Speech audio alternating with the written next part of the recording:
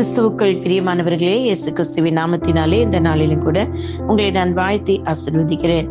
இந்த பரிசுத்த ஓய்வு நாள் அன்று நம்ம எல்லாரும் ஆலயத்திற்கு வந்து தேவனை ஆராதிக்க வந்திருக்கிறோம். இந்த வேளையிலும் கூட ஓய்வு நாளை ஏன் ஆசரிக்க வேண்டும், அதாவது ஓய்வு நாளை ஏன் ஆசரிக்க வேண்டும் என்பது மட்டுமல்ல, ஓய்வு நாளை ஆசரிப்பதனால் என்ன ஆசீர்வாதங்கள் உண்டு, ஓய்வு நாளை ஆசரிக்காமல் இருந்தால், சபைக்கு போகாமல் இருந்தால், பரிசுத்த கூடுகையில் சேராமல் இருந்தால் என்ன ஆசீர்வாத குறைவு என்பதையும் சொல்லி தேவனே வேதாகமத்தில் சொல்லியிருக்கிறார். இன்றைக்கு நாம் அந்த வேத பகுதிகளை வாசிக்கலாமா? உபாகமம் 5ஆம் அதிகாரம் 12வது வசனம். Deuteronomy chapter 5 verse 12. உன் தேவனாகிய கர்த்தர் உனக்கு கட்டளையிட்டபடியே ஓய்வு நாளை பரிசுத்தமாய் ஆசரிப்பாயாக. ஆமென், அல்லேலூயா, ஸ்தோத்திரம். உன் தேவனாகிய கர்த்தர், இதை கேட்கிற ஒவ்வொருவரோடும் தேவன் அந்த வார்த்தை மூலம் பேசுகிறார்.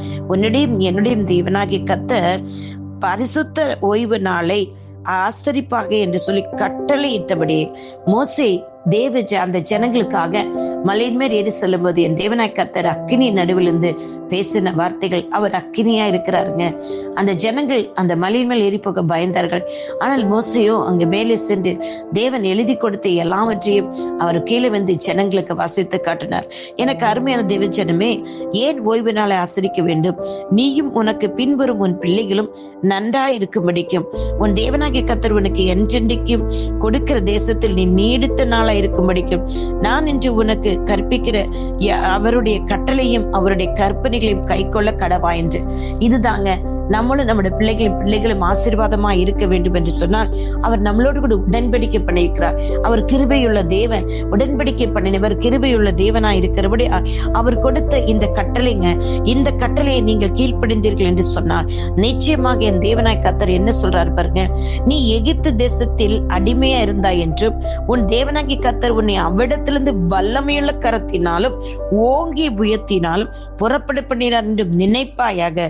ஆகையால் ஓய்வு நாள் ஆசரிக்க உன் தேவனாய் கர்த்தர் உன் கட்டளை. எனக்கு அருமையான தேவஜனமே, அடிமைத்தனத்துல, சிறையிருப்புல, பலவீனத்துல, வியாதியில, போராட்டத்துல, கவலையில, கண்ணீரில, பெற்றோர்கள் மூதாதையர்கள் சாபங்கள் மேல் வராதபடி கிறிஸ்துவை நமக்காக கொடுத்த அதே கரம் தான் பெற்றோர்கள் மூதாதையர்கள் இந்த சாபத்தை எல்லாம் அவர் ஒன்றுமில்லாமல் நிர்மலமாக்கி பிதாக்களுக்கு நான் கொடுப்பேன் என்று ஆணையிட்டு கொடுத்ததெல்லாம் அவருடைய பிள்ளைகளுக்கு கொடுக்கும்படியாக என் தேவனாகிய கர்த்தர் இங்கே வாக்குத்தத்தம் பண்ணியிருக்கிறார்.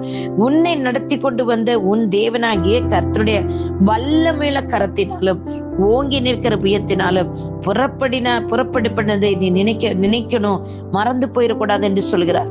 ஆகையால் ஓய்வு நாளை ஆசரிக்க உன் தேவனாய் கர்த்தர் உன்னை கட்டளை எடுக்கிறார். உனக்கு செய்த எல்லா நன்மைக்காகவும் தான் நீ ஓய்வு நாளை ஆசரிக்க வேண்டும் சொல்றார். இது கர்த்தருடைய கட்டளைங்க. நீ ஓய்வு நாள் கர்த்தருடைய சமூகத்தில் போய் நின்று அவருக்கு நன்றி சொல்லும் போது என்ன சொல்றாரு பாருங்க. இந்த வார்த்தைகளை கர்த்தர் மலையிலே அக்கினியிலும் மேகத்திலும் காரிலும் இருந்து உங்கள் சபையார் எல்லோரோடும் மகா சத்தத்துடனே சொன்னார். அவைகளோடு ஒன்று பூட்டவும் அவைகள் 2 கற்பனைகள் எழுதி என்னிடத்தில் கொடுத்தார். அவைகளோடு ஒன்றும் கூட்டாமல் அவைகளை 2 கற்பனைகள் எழுதி என்னிடத்தில் கொடுத்தார். எனக்கு பிரியமான தேவ ஜனமே, ஓய்வு நாள் ஆசரிக்க வேண்டும் என்பதும் 10 கட்டளைகளையும் என் தேவனாகிய கர்த்தரே சொன்னது. அந்த பரிசுத்த ஓய்வு நாள் 6 நாள் வேலைக்கு போனீங்க, 7வது நாள் 8வது நாள் இதெல்லாம் ஓய்ந்திருக்க வேண்டிய நாள். தேவனாகிய கர்த்தரே எல்லாவற்றையும் செய்து முடித்து அவர் ஓய்ந்திருந்தார். நீங்களும் இந்த ஓய்வு நாள்ல, அன்றைக்கு வேதம் தெளிவா சொல்லுகிறது, நீ வேலை செய்யக்கூடாது, உன் வேலைக்காரனையும் வேலை வாங்காத, உன் எருது கழுதைகளையும் வேலை வாங்காத, உன் வாசலுக்கு அந்நிய நாளும் யாதொரு வேலையும் செய்ய வேண்டாம். நீ இளைப்பாறுவது போல உன் வேலைக்காரனும் உன் வேலைக்காரையும் இளைப்பாற வேண்டும். அப்ப அந்த ஞாயிற்றுக்கிழமை எவ்வளவு காரியங்களை எல்லாம் நீ முடக்கி வச்சுட்டு கர்த்தருடைய பாதத்தில் இருக்க வேண்டும் என்று சொல்கிறார்.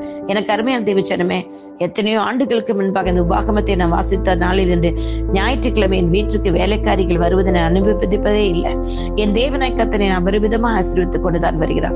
என்னையும் என் பிள்ளையும் கர்த்தர் தந்த ஊழியத்தையும் ஆசீர்வித்துக் கொண்டு வருகிறேன். இன்றைக்கு இதை கேட்கிற தேவஜனமே, நீங்க எங்க இருந்தாலும், எந்த சபையா இருந்தாலும், உங்களை பக்கத்துல சபைகள் போங்க. எப்பொழுதும் நம்ம ஒரு சபையில் அங்கமாக இருக்க வேண்டும். சில விசுவாசிகளுக்கு சபையில் இருக்க போதகர்களாலே பிரச்சனைகள், போராட்டங்கள் உண்டு.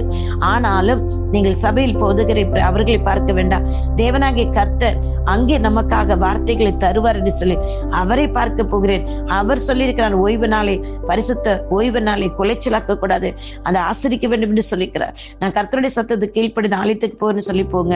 ஊழியக்காரர் பல விசுவாசிகள் எடுத்து சில ஊழியக்காரர்கள் ஒரு விசுவாசி ஒரு மாதிரி ஒரு விசுவாசி ஒரு மாதிரி நடந்து கொள்வார்கள். அதனாலே அநேக விசுவாசிகளுக்கு ஆலயத்திற்கு சொல்வது கடினம், வேதனையோடு கவலையோடு இருப்பாங்க. ஒரு பரிசுத்த ஓய்வு நாளை ஆசரிக்க வேண்டும் நினைப்பாங்க. ஆனா சபையில் இருக்க ஊழியர்கள் நிமித்தம் அங்க இருக்க சில விசுவால் இருந்து அவங்க சில பிரச்சனைகள், போராட்டங்கள், கசப்புகள், அனுபவங்கள் கடந்து போனபடினால் அங்க போக முடியாது. வீட்டிலே நொந்து வேதனையோடு கவலையோடு கண்ணீரோடு காணப்படுவீர்கள். இன்றைக்கு இந்த வார்த்தையை கேட்கிற நீங்கள் நான் சொல்லுகிறேன், நீங்க கண்டிப்பா ஆலயத்துக்கு போங்க, யாரையும் பார்க்காதீங்க, தேவ சமூகத்தில் போய் நில்லுங்க. கர்த்தர் உங்களுக்கு நல்ல ஒரு மெய்ப்பனை, நல்ல ஒரு விசுவாச குடும்பத்தை, நல்ல ஒரு ஆலயத்தை, நல்ல ஒரு கூடுகை கத்த தருவார். ஏனென்றால் இது கட்டளை, கர்த்தருடைய கட்டளை. உன் தேவனாய் கர்த்தர் உனக்கு கட்டளைப்படி ஓய்வு நாளை பரிசுத்தமாய் ஆசரிப்பாயாக. எனக்கு அருமையான தேவச்சனமே, இயேசு கிறிஸ்து ஞாயிற்றுக்கிழமை என்று ஆலயத்திற்கு போய் தான் அந்த கூனியாக இருந்த அந்த மகள் மேலிருந்த சாத்தான் ஏவி விட்டு கட்டி வைத்திருந்த அந்த கூனு அவளுடைய முதுகிலிருந்து அவர் அந்த கட்டவிழ்த்த உடனே அவள் விடுதலையானார். நீங்க விடுதலையாக வேண்டுமா? ஞாயிற்றுக்கிழமை ஆலயத்திற்கு செல்லுங்கள். எந்த ஆலயமாக இருந்தாலும் சொல்லும், ஆவிக்குரிய ஆலயமாக இருக்க வேண்டும், கர்த்தரால் வழிநடத்தப்படுகிற நல்ல போதகர்களாக இருக்க வேண்டும். அப்படிப்பட்ட இடத்திற்கு போங்க. உங்க மேல இருக்க கட்டுகளையும் நுகங்களையும் கர்த்தருடைய ஆவியானவர் பரிசுத்தவர் இறங்கி வந்த கட்டுகளை முறிப்பார். வலிகள், வேதனைகள் நீங்க, பிரச்சனைகள் தீரும், போராட்டங்கள் நீங்கள் நீங்க விடுதலையாங்க. இன்றைக்கு என் தேவனாய் கர்த்தர் இந்த ஓய்வு நாளை குறித்து ஆவியானவர் இந்த வேதத்தை வாசித்துக் கொண்டிருக்குமா இதை சொல்லு என்று சொன்னார். எனக்கு அருமையான தேவஜனமே, ஆவியன்னு சொல்லி நான் சொல்லிவிட்டேன். காது உள்ளவன் இது கேட்க கடவா. நம்முடைய பிள்ளைகள் சந்ததிகளோடும் அவர் உடன்படிக்கை பண்ணார். இதன் மூலமாக நம்முடைய பிள்ளைகள் ஆசீர்வாதம் இருக்க வேண்டுமா? நாம் இன்றைக்கு ஓய்வு நாளில் ஆலயத்திற்கு போய் செல்ல வேண்டும். ஆலயத்தில் போய் நம்ம யாரை பார்க்க வேண்டாம், மறந்து கர்த்தரை ஆராதிங்கள், ஜெபிங்கள், தொழுது கொள்ளுங்கள். ஆபிரகாமும் ஈசாக்கும் கர்த்தரை தொழுது கொண்டே நாங்கள் கீழே வருவோம் என்று விசுவாசத்தோடு சொல்ல போனார்கள். அந்த நம்பிக்கை விசுவாசத்தோடு ஆலயத்திற்கு போங்கள், கர்த்தரை தொழுது கொள்ளுங்கள், ஆராதிங்கள். அங்கு கிடைக்கிற வார்த்தையை உணவாக உட்கொள்ளுங்கள். நீங்களும் தேவனும் தனிப்பட்ட உறவு வைத்துக் கொள்ளுங்கள். நிச்சயமாக என் தேவனாய் கர்த்தர் உங்களையும் உங்கள் சந்ததிகளையும் ஆசீர்வதிப்பார். ஓய்வு நாள் கர்த்தருக்கு என்று ஆசரிக்கப்படுகிற நாள். இந்த நாளை நீங்க வேற எதுக்கு கொடுக்காதீர்கள். ஓய்வு நாள் ஏன் ஆசரிக்க வேண்டும் என்று தெரிந்ததா? எனக்கு அருமையான தேவச்சனமே, என்னிடம் அன்பு கூர்ந்து என் கற்பலை கை கொள்கிறவர்களுக்கோ 1000 தலைமுறை மட்டும் இறக்க செய்வேன் என்று சொல். ஓய்வு நாள் நீங்கள் ஆசரிக்கும் பொழுது 1000 தலைமுறை மட்டும் என் தேவனாய் கர்த்தர் உங்களுக்கு அற்புதங்களை அதிசயங்களை செய்வார். கர்த்தர் இந்த ஓய்வு நாள் உங்களை ஆசீர்வாதம் நாளா இருக்கட்டும், ஆசீர்வதிப்பாராக. உங்களுடைய சகோதரி எவாஞ்சலிஸ்ட் ஷீலா சரி. God bless you all. ஆமென், ஆமென். இந்த செய்தி உங்களுக்கு ஆசீர்வாதமா இருந்தால் அநேகருக்கு இதை அனுப்பி தேவ செய்தியை பகிர்ந்து கொடுங்கள். ஆவியானவர் என்னோட பேசினதுனால் இதை பகிர்ந்து கொண்டிருக்கிறேன். கர்த்தர் அநேகருடைய கண்களை திறப்பாராக. ஆமென். God bless you.